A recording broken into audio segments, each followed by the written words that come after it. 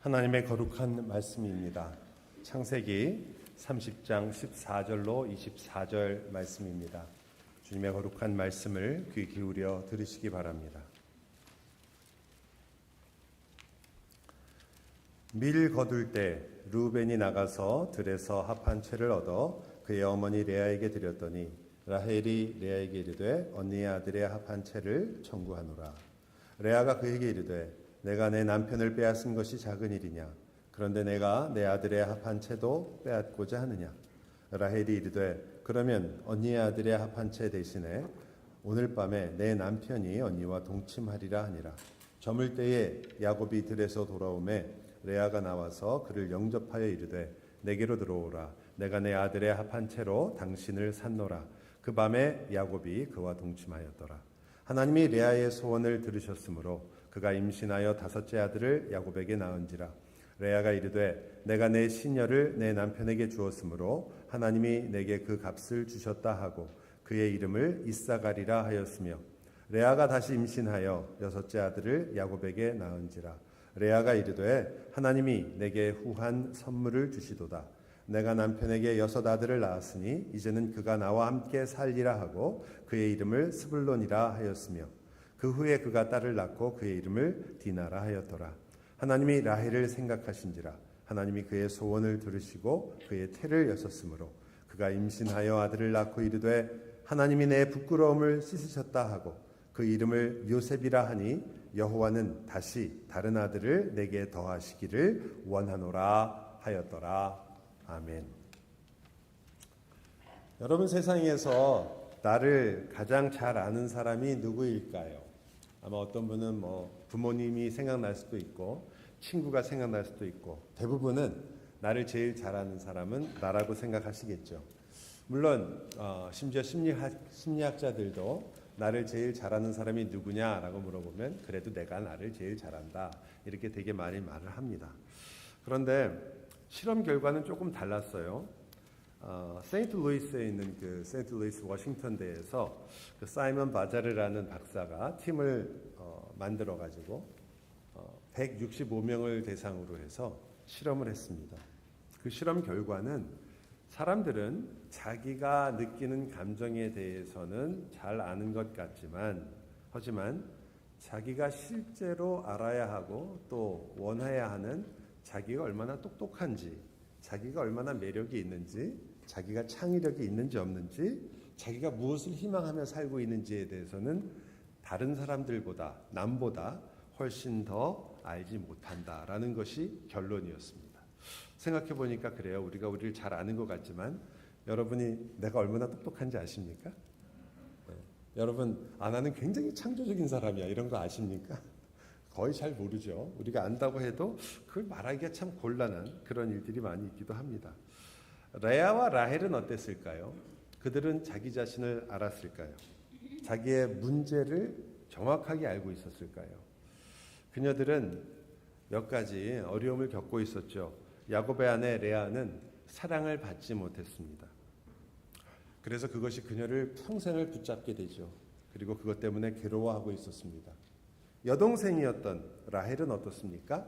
사랑은 받고 있었지만 하지만 자신이 가진 것을 모르고 있었고 오히려 시기심에 붙잡혀가지고 괴로워하고 있었습니다. 나한테 없는 것, 나는 왜 자녀를 주지 않는가? 그것 때문에 괴로워하고 있었습니다. 괴로운 심정은 아마 자기가 느끼고 있으니까 잘 알겠죠. 그러나 자기 자신이 무엇이 진정 문제였는지는 잘 모르고 있었던 것 같습니다. 왜냐하면 이 두 사람은 서로 계속해서 자식을 낳으면서 자기가 이겼다고 생각했고 그리고 그 마음으로 아들들의 이름을 계속 지었습니다. 하나님이 자기 편이라고 주장했던 거죠. 그런데 몸종까지 동원해서 자식을 낳았던 이들의 경쟁은 결국 진흙탕 싸움이 되어버리고 말았습니다. 뭘 드러냈나요? 서로 얼마나 이기적인지, 서로 얼마나 시기하고 있었는지, 서로 얼마나 절망했는지, 그리고 내가 얼마나 피해를 본 사람인지, 내 상처가 얼마나 큰지 이런 것들만 더 드러내는 그런 진흙탕 같은 싸움이었습니다. 그리고 이 싸움은 거의 끝난 것처럼 보였죠. 특히 레아가 아들의 이름을 지을 때 처음에는 전부 남편만 생각했죠. 남편과 잘 되리라, 남편이 나를 사랑하리라, 남편과 연합하리라 그러다가 네 번째 아들에서 굉장히 큰 변화가 있었잖아요. 유다라는 이름이 나오죠. 그래서 내가 하나님을 찬양하리라. 우리는 모두 레아가 드디어 하나님께로 자기의 시선을 돌렸구나 하고 이 문제가 거의 해결된 것처럼 보였지만 라헬이 그러한 레아를 그냥 두지 않았었습니다. 이 진흙탕 싸움은 그래서 쉽게 끝나지 않고 다음 챕터로 넘어가는데 그게 바로 오늘 읽은 본문입니다. 누가 등장하냐면 처음 첫 아들이었던 루벤이 다시 등장합니다. 벌써 우리들에게 뭔가 신호를 주는 거죠. 스토리가 끝나지 않고 처음으로 돌아갈 것 같다. 루벤이 등장해서 그 루벤이 밖에 나가서 놀다가 하판체라는 것을 발견합니다. 이거는 그 당시 메소포타미아 지역에 있었던 소위 우리가 말하는 사랑의 묘약입니다.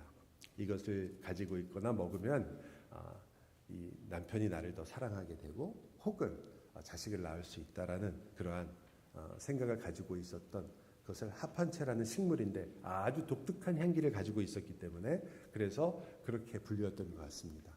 물론 미신입니다.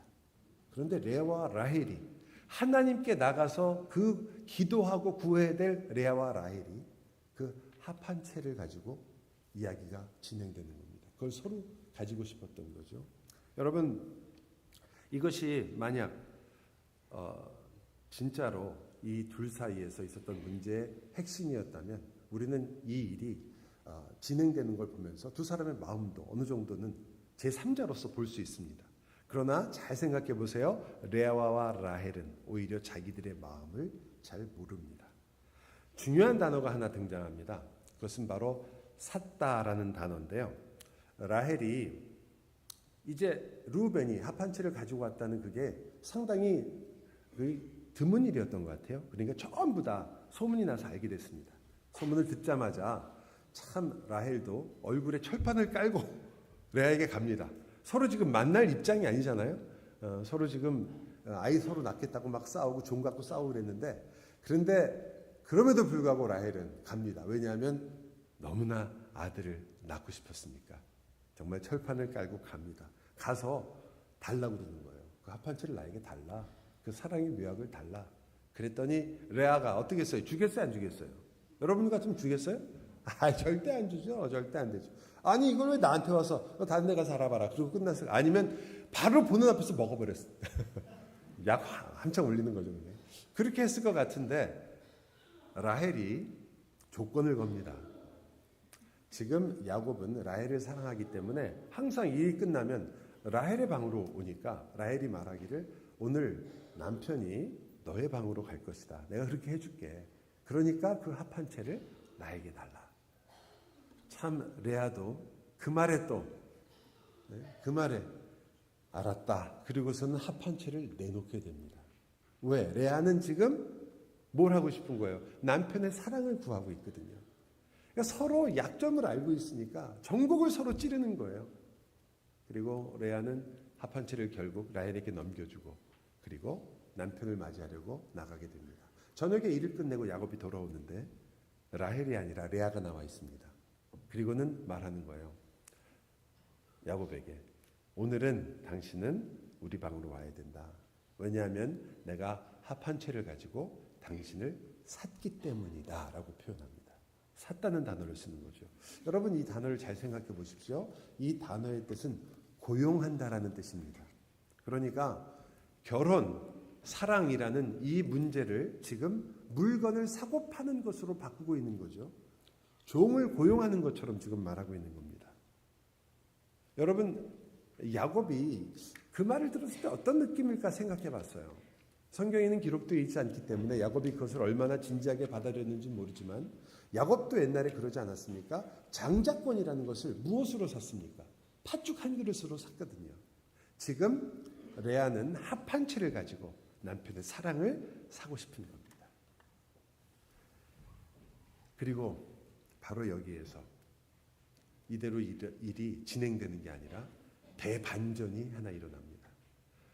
여기서 일이 진행된다면 라헬이 지금 합한채를 산 이유는 자식을 갖기 위해서니까 라헬의 이야기가 나와야 되는데 자식을 가진 것은 라헬이 아니에요.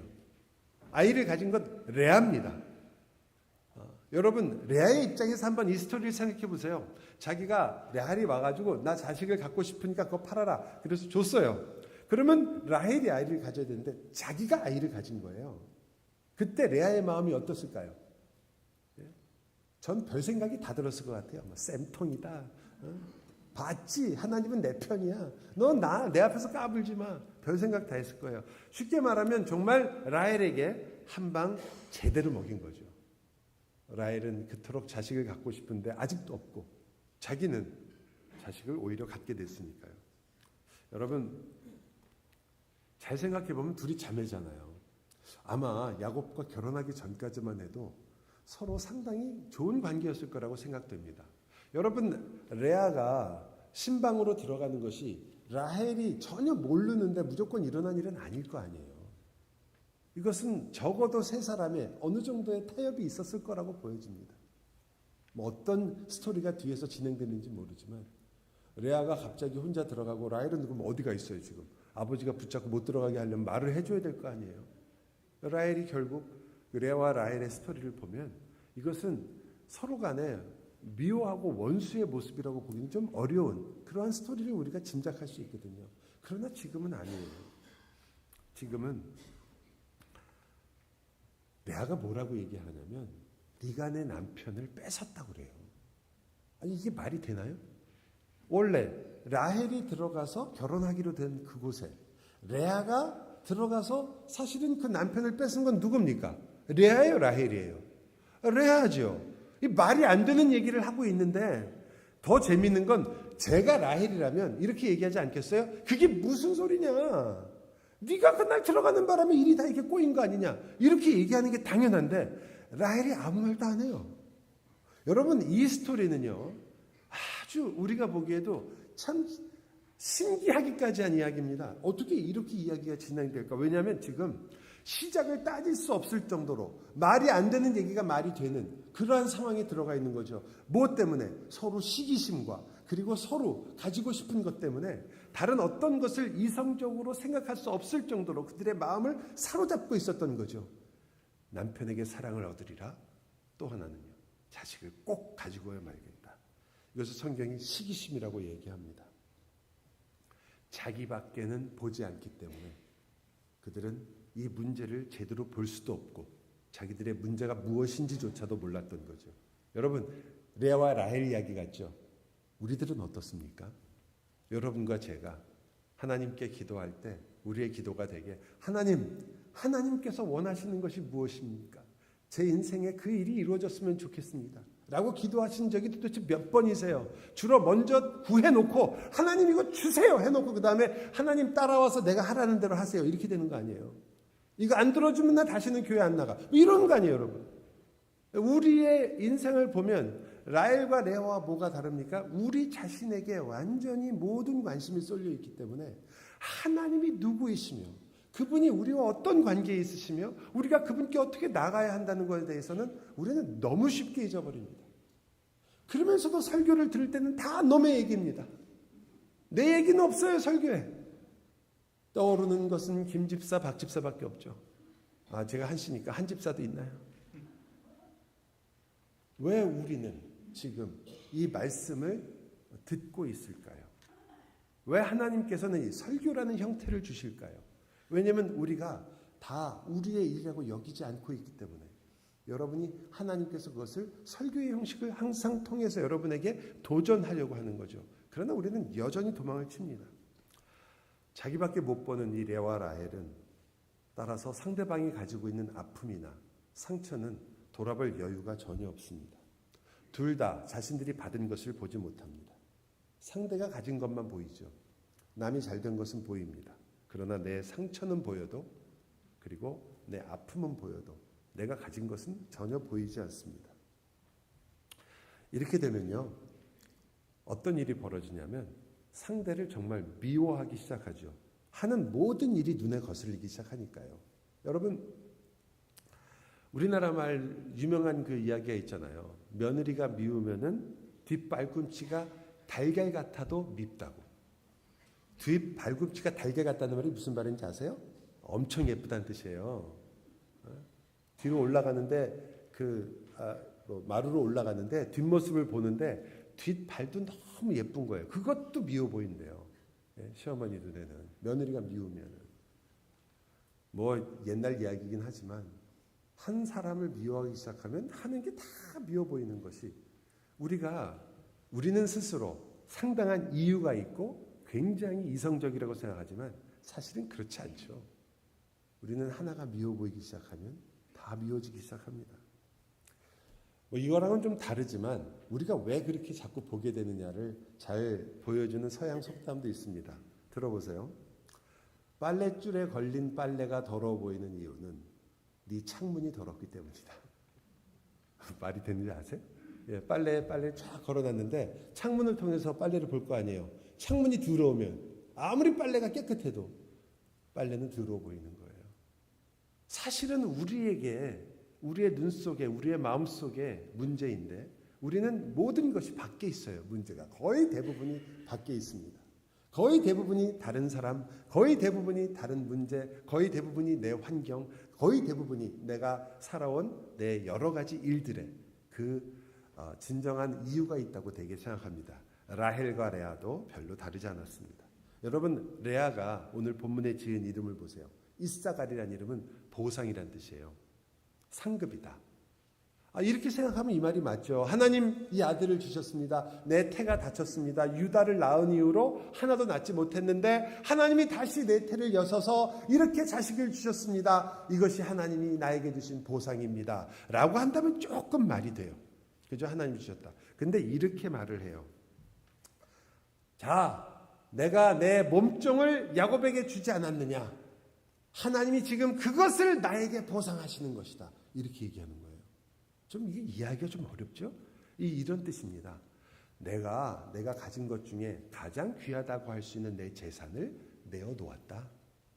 야곱에게 내어놓았다. 그리고 그것으로 내가 자녀를 얻었다. 그것은 바로 이제 하나님이 내가 하나님께 헌신하고 하나님께 드리고 하나님께 바친 것을 하나님이 이제 보상해 주려는 것이다. 여기에는 사실 우리가 가장 문제로 삼고 있는 과연 하나님 앞에 나가는데 우리는 무엇으로 가지고 나가고 있느냐? 내 자랑과 내가 행한 나의 메릿이라고 말하죠. 내 공로로 나가고 있느냐라는 것을 보여주는 아주 중요한 그림자 중에 하나입니다. 우리는 그러지 않을 것 같지만 사실은 하나님 앞에 나갈 때마다 우리는 이러한 모습들을 자주 보입니다. 여러분이 잘 배우시잖아요. 내가 아니라 하나님의 은혜로 내가 구원을 받았으며 하나님의 은혜로 사는 사람이라고 그렇게 얘기하면서도 금방 이렇게 모여서 얘기하면서 그래? 이번에 저 집 아들이 글쎄 그 좋은 대학에 갔대. 그러면 뭐라고 얘기하세요? 그래, 내가 알아봤어. 우리 교회 열심히 봉사하더니 그래, 아들이 그렇게 좋은 대학 갔구나. 그렇게 얘기하시잖아요. 또 반대도 많죠. 반대로 우리 아들이 이번에 집을 새벽기 또 안 나올 때부터 내가 알아봤다고. 여러분과 제가 어디서 찾습니까? 부모의 신앙에서 찾을 때도 있고요. 어떤 때는 그 부모의 신앙이 좋은 영향을 끼쳐서 내가 주님 앞에 잘 나가도록 했다는 의미가 아니라 부모의 신앙이 내 공로가 된 것처럼 얘기할 때도 있고요. 또 어떤 때는 우리가 겪는 모든 일에서 우리는 전부 그런 식으로 생각하는데 아주 익숙합니다. 여러분이 레아와 라헬이 아니라고요? 우리는 어쩌면 똑같은 삶을 살고 있을지도 모릅니다. 나도 내 것을 하나님께 내어놓았다는 것이 우리에게 기억이 되는 거죠. 제가 이런 설교를 할 수 있는 이유가 뭐겠습니까? 저도 예전에 내가 목사가 되겠다고 어릴 때 제가 하나님께 약속을 했거든요. 나 목사가 돼서 하나님을 위해서 살겠습니다. 그럴 때 무슨 생각을 했겠어요? 처음에 이렇게 하면 천국에서 상이 크고 그래도 목사가 되면 하나님 앞에 더 많은 일을 할 수 있으니까 하나님이 나를 더 예뻐해 주실 것이다라는 너무 단순한 생각을 당연히 했습니다. 목사가 이런 거라면 내가 안 했죠, 그냥. 예? 그런데 그때 그것이 가장 큰 상급을 받는 길인 줄 알았던 거죠. 제 마음에. 이것을 고치지 않았더라면 뭘 위해서 살았겠습니까? 당연히 내가 어떻게 하면 하나님 앞에 더 많은 일을 잘해서 그 공로로 하나님께 이쁨을 받아서 천국 가서 남들은 다 초가상간에 살 때 나는 맨션에서 한번 살아보자. 이렇게 됐을 거 아니에요. 그것이 인간이 가지고 있는 너무나 깊은 욕심과 본성이기 때문에 레아와 라헬에게 나왔다고 해서 놀랄 일이 아닌 겁니다. 여러분, 레아는 정말 라헬에게 승리했다고 느꼈겠죠. 그래서 말하는 겁니다. 하나님이 나에게 보상하셨다. 하나님이 하셨다고. 그것도 나는 내 걸 줬으니까. 그래서 아들을 낳았고 마지막 낳았던 그 스불론에게도 이름을 붙일 때 하나님이 이것을 인정하셨다는 뜻입니다. 높여주셨다. 명예롭게 하셨다. 나를 하나님이 인정했다. 하나님 내 편이다 이 말이죠. 정말일까요? 그녀는 그렇게 생각하고 있나요? 여러분 오늘 읽은 본문의 20절을 한번 보십시오. 본문 20절에 이렇게 나와 있어요. 이 레아가 한 말입니다. 내가 남편에게 6 아들을 낳았으니 이제는 그가 나와 함께 살리라. 6명의 아들을 낳았는데 그 아들을 낳고 나서 하는 말이 뭐라고 말하냐면 그가 이제는 나와 함께 살 것이다. 어디로 돌아간 거예요? 제일 처음으로 돌아갔잖아요. 처음에 맨 한 말이 뭐예요? 나와 연합해 주십시오. 연합하게 해 주십시오. 그가 나와 연합할 것이다. 그가 나를 이제는 기억하고 내 말을 들을 것이다. 남편에게 완전히 쏠려있던 레아의 마음이 유다로 인하여 회복되는 줄 알았는데 그러나 다시 돌아옵니다. 그가 나와 함께 살리라. 또다시 처음 야곱의 사랑만을 구했던 그 모습으로 또 돌아오는 거죠. 더 위험한 것은 사실 그녀는 지금 그것만이 아니라 나는 이제 하나님을 위해서 할 만큼 했고 그리고 하나님께 헌신한 사람이고 하나님도 나를 인정한 사람이다라는 그런 생각까지 하고 있다는 거죠. 너무나 쉽게 돌아가 버리는 겁니다. 저와 여러분이 주님께 헌신하고 주님이 옳습니다. 내가 이제는 주님의 뜻을 따라서 이 올바른 복음을 따라 살겠습니다라고 그렇게 다짐하고 그렇게 살기로 한다고 해서 그것이 곧바로 일어나지 않는 일이 너무나 많다는 거죠. 지금 레아를 보니까 다시 처음으로 돌아간 것처럼 보입니다. 아들의 이름은 하나님이 주신 복이 아니라 사실은 자기가 갖고 싶었던 복일 뿐이었던 겁니다. 과연 그녀는 할 만큼 했고 하나님께 인정받고 있었고 그녀는 잘하고 있었나요? 레아의 마음을 우리는 압니다. 그녀가 겉으로 하나님이 보상하셨다. 하나님이 나와 함께 하셨다. 하나님을 아무리 갖다가 된다고 할지라도 그녀의 마음이 어떤지는 우리가 압니다. 그녀는 시기심으로 가득 찼고 분노에 잠겨 있었으며 내 남편을 뺏었다는 그 라헬을 미워했고 그리고 라헬은 여전히 적이었습니다. 그녀는 이겨야 할 대상이지 함께 일할 사람은 아니었죠. 자매인데 한 번쯤은 그러지 않았을까요? 우리 생각에는 그래 너도 얼마나 힘들겠냐. 자식을 낳았으면 참 좋겠는데 이런 말을 농담으로라도 한번 건넬 것 같은데 둘은 서로의 상처를 그 상처만을 그 아픔만을 바라보고 있었던 거죠. 그녀의 마음속은 사실은 너무 가난했고 상처 속에 있었으며 너무나 아무것도 볼 수 없을 정도로 자기 자신만을 보고 있었기 때문에 가장 중요한 원리를 볼 수도 깨달을 수도 없었습니다. 가장 중요한 원리가 뭐였나요? 그녀가 자식을 낳게 된 진짜 원리가 뭐였나요? 성경은 이렇게 말하죠. 하나님이 그녀를 보셨다. 하나님이 그녀를 들으셨다.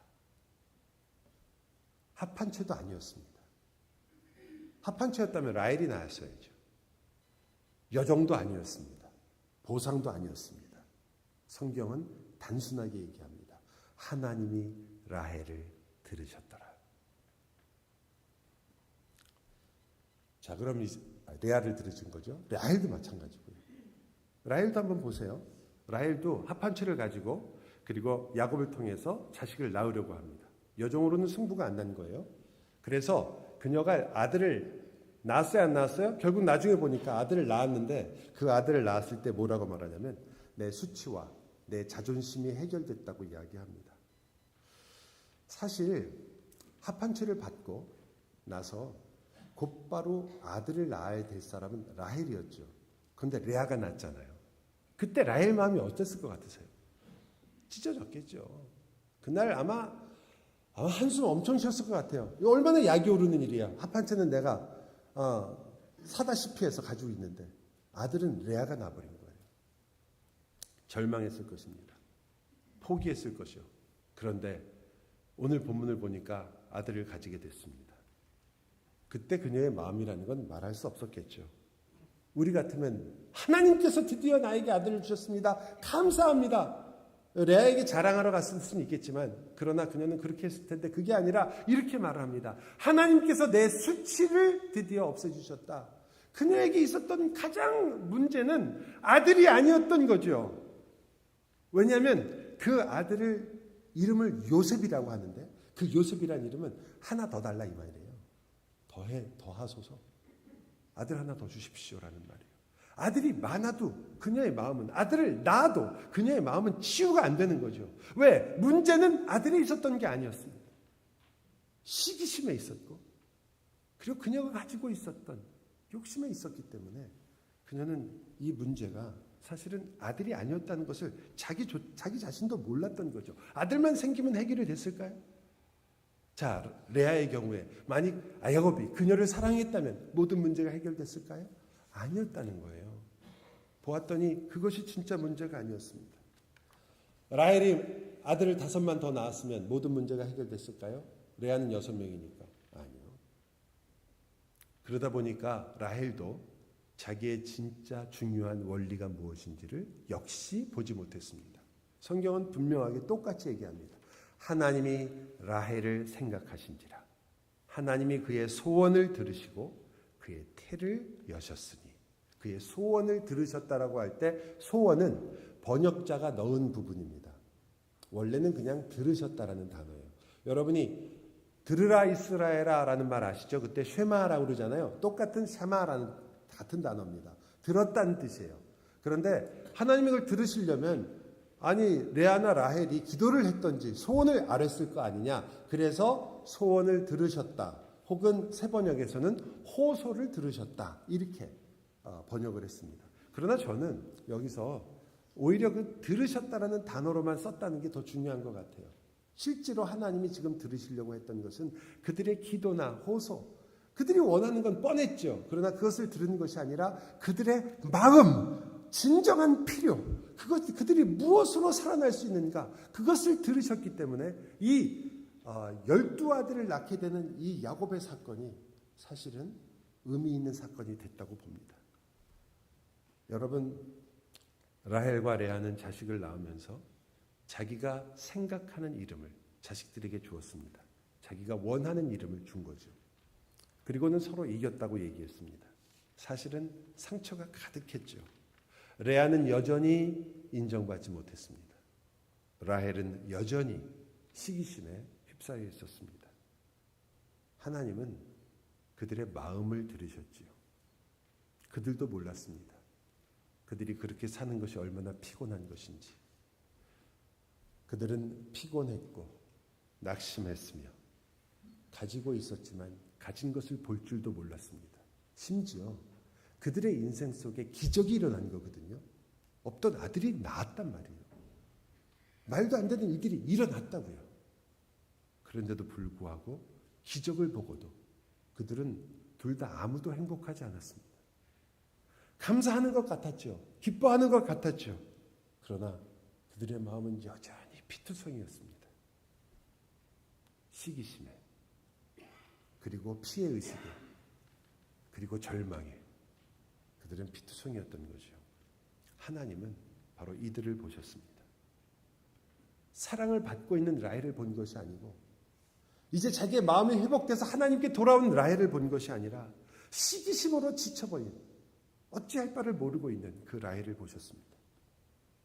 자식을 먼저 낳고서 이겼다고 외치고 있는 그 레아가 아니라 사랑받지 못해서 외로움 속에서 매일 눈물로 시간을 보내는 그 라헬을 보셨습니다.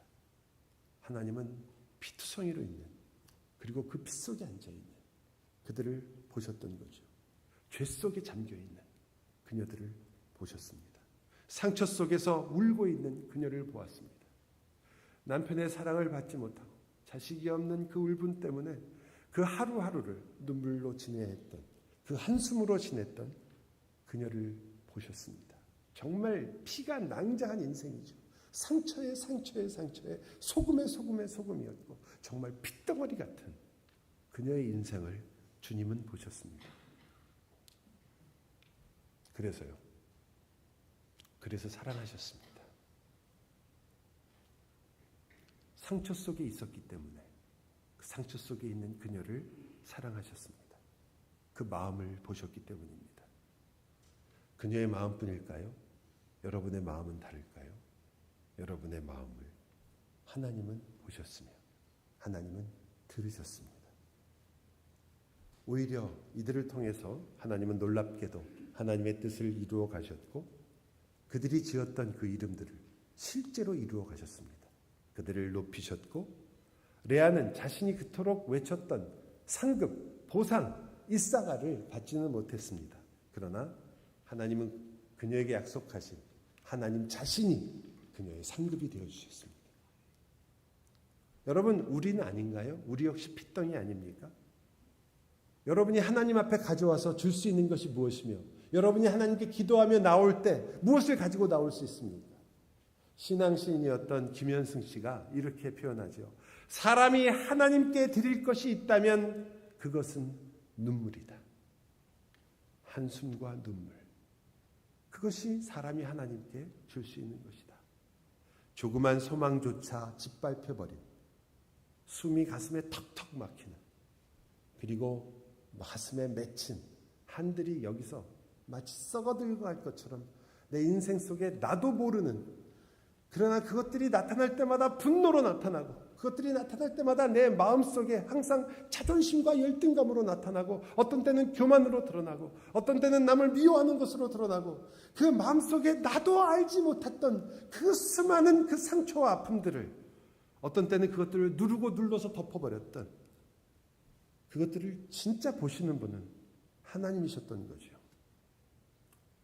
도저히 뚫고 나갈 길이 없어 보이는 돌을 그 위에 얹어놓은 것 같은 바로 그 마음, 해결되지 않는 그 문제들과 내 인생 자체에 대한 회의로 쌓이고 쌓여있던 그 마음을 눈물이라고 표현한 거죠. 시인이 눈물이라. 하나님은 바로 그 눈물을 보신 거죠. 그래서 나를 사랑하신 겁니다. 여러분이 웃어서가 아니고요. 여러분이 여러분 문제를 어느 정도 해결하고 하나님께 나와서 하나님, 내가 이제부터 주님 위해 살겠습니다. 그때가 아니고요. 여러분이 이제 주님을 위해서 내가 많은 일을 하고 있으니 하나님 얼마나 기쁘십니까? 할 때가 아니고요. 하나님께서는 여러분이 썩은 마음 때문에 그 내 입에서 선하지 않은 내 마음속에서 계속해서 갈등하는 그 갈등 속에 있을 때 그 여러분을 보셨고 그래서 사랑하셨습니다. 그 눈물에다가 씨를 심으셨고 그 눈물로부터 싹을 틔우시기를 약속하셨고 결국 옥토를 통해서 열매를 맺게 하신다는 그 약속을 이루어가고 계신 것입니다. 여러분, 눈물이라는 이 시를 쓴 이 김현승 씨가요, 마지막에 이렇게 표현합니다. 하나님께서 꽃이 시든 것을 보시고 열매를 맺게 하신다. 내 인생이 정말 찬란할 때 주님이 나를 보시는 것이 아니라, 내 인생이 가장 찬란하고 아름다울 때 나를 보신 것이 아니라, 내가 그래도 내가 무언가를 할 수 있다고 생각했을 때 내가 나인 줄 알았는데, 내가 그래도 이제 젊을 때 하나님께서 열심히 일할 때 그때가 내가 하나님께 열심을 부리며 하나님 앞에 잘 서 있는 줄 알았는데, 이제는 내 육신의 힘도 다 사라져버리고 내 마음도 다 식어버린 것처럼 보이고 나 하나님 앞에 설 것도 아무것도 없으며 나는 정말 지치고 피곤해서 하나님, 이제는 그저 이제 주님 곁에 가는 게 내 인생 다가 아닌가요? 이렇게 생각하는 그때, 젊었다면 여전히 나는 그래 하나님을 위해서 무언가 할 수 있겠지라고 내 마음 자체가 여전히 부해서 내가 누구인지 저도 모르고 내 마음의 상처도 알지 못하고 계속해서 옆에 있는 사람을 찌르며 다니는 바로 그때 하나님이 여러분을 보셨다는 거죠. 그 꽃잎이 질 때 내 마음속에 내가 가지고 있는 것 같은 아무것도 없다는 것을, 그 꽃이 져야 거기서 열매가 맺힐 거 아니에요. 주님은 그 꽃잎이 지는 여러분을 보신 것입니다. 그리고 약속대로 열매를 맺게 하십니다. 하나님은 정말 피투성이인 여러분을 보셨습니다. 핏덩이인 여러분을 보셨습니다. 여러분과 저는 사실 들에 버려진 핏덩이였죠. 에스겔은 이렇게 말합니다. 아무도 너를 돌보아 너를 불쌍히 여긴 자가 없기에 내가 태어난 날에 내 몸이 천하게 여겨져 너는 들에 버려졌느니라. 우리 인간이 가지고 있는 이 고독을 어느 누가 해결할 수 있겠습니까?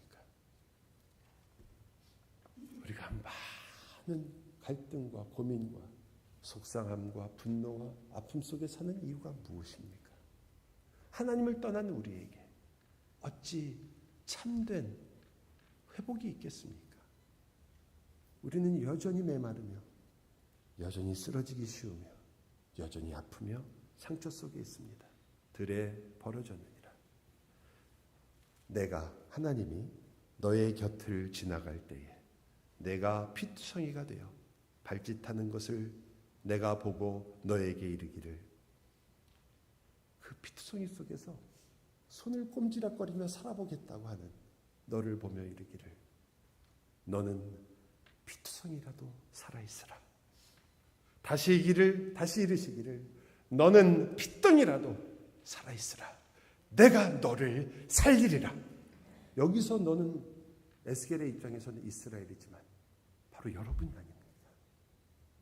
핏덩이라도 살아있으라. 하나님은 바로 이 나를 보셨습니다. 우리의 깊은 속을 보셨고, 내가 꾸민 내가 아니라, 내가 되고 싶은 내가 아니라 바로 성경이 말하는 미천한 나를 보셨습니다. 그 미천한 나를 보셨으면 눈을 돌리시는 것이 마땅하지 않겠습니까? 핏덩이라 죽을 수밖에 없는 그를 본다면 그래, 잊으셔도 될 만하지 않으시겠습니까? 건강한 아이들도 있습니다. 싹수가 보이는 사람들이 있습니다. 나보다 더 뛰어나 보이는 사람이 있습니다. 그 아이들에게 투자하고 그 아이들을 붙잡고 그 아이들과 함께 하나님 나라를 세우셔야 되지 않겠습니까? 그런데 하나님은 핏덩이 같은 우리를 보셨습니다. 그래서 사랑하셨습니다. 아무것도 할 수 없어서 그저 손가락만 꼼지락거리고 발만 꼼지락거리는 나를 보고 그래서 사랑하셨습니다.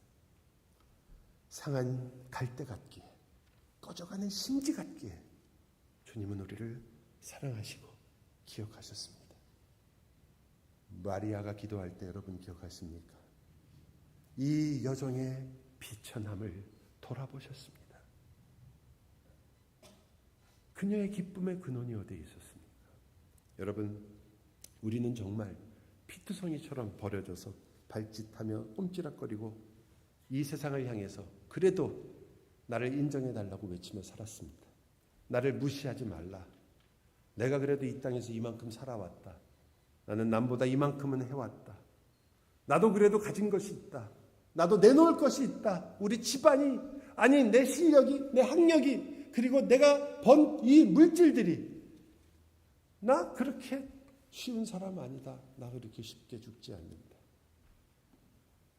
그렇게 우리는 스스로를 위로할 수밖에 없지만, 그러나 참된 나를 보시는 분은 하나님이십니다. 핏덩이 같은 나를 보시는 분은 하나님이십니다. 상처와 아픔을 자존심만 가지고 버티고 있는 나를 보시는 분은 하나님이십니다. 여러분의 마음을 그 하나님이 들으셨고 그래서 나를 사랑하셨고 하나님이 말씀하시는 거죠. 살아있으라. 살아라. 내가 너를 살리리라. 나를 아시고 나를 사랑하시고 나를 알고도 나를 사랑하십니다. 이제 그리스도 자신이 나의 일사갈 상급이 되어주실 것이고 내 생명이 되어주시고 그 생명으로 나를 살리실 것입니다. 나의 명예, 나의 인정, 나의 높임, 스불론이 되어주실 것입니다.